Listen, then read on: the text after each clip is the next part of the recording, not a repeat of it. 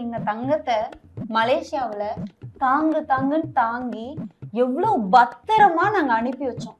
அதுவும் அவர் airport reach ஆயிட்டாரா, எங்க போயிருக்காரு, எங்க போயிட்டு இருக்காரு, சேஃபா போறாரான்னு நாங்க இன்ஃபுளுசர்ஸ் எல்லாரும் சேர்ந்து ஒரு குரூப் வச்சு கரெக்டா போயிட்டு இருக்காரு, எல்லாம் சேஃபா தான் போயிட்டு இருக்கு நாங்க எங்களுக்குள்ள பேசிக்கிட்டு ஓகே சென்னை ஏர்போர்ட் போயிட்டாருன்னு தெரிஞ்சதுக்கு அப்புறம் அப்பாடா சென்னை சேஃபா ரீச் ஆயிட்டாருன்னு பெருமூச்சு விடும்போது எங்க தங்கத்தை என்னங்க பண்ணி வச்சிருக்கீங்க?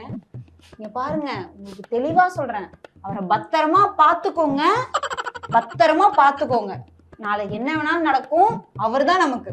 பத்திரமா தயவு செஞ்சு பாத்துக்கோங்க. ரொம்ப கஷ்டமா இருக்கு. இலங்கையில ஒருத்த பிறந்தாக்கா அவன் நம்ம ஆடியோ லஞ்சுக்கு வந்துட்டு தமிழ்நாட்டுல நாங்க ஆட்சியை மாத்த போறோம் எங்க தளபதினா. நான் அவனை போய் கேட்டேன், நீ தமிழ்நாடாடான்னு. இல்ல நான் இலங்கை மட்டக்களப்பன்னா. இப்படியாடா, சரி இப்ப எங்கடா இருக்கேன்னா ஆஸ்திரேலியால இருக்கேன்னா. சரி உனக்கு ஓட்டுரிமை எங்கடா இருக்குன்னு கேட்டேன். எனக்கு எந்த நாட்டுலயுமே ஓட்டுரிமை இல்லைன்னா. அப்ப ஆஸ்திரேலியா அகதியாடா? ஆமாண்ணா.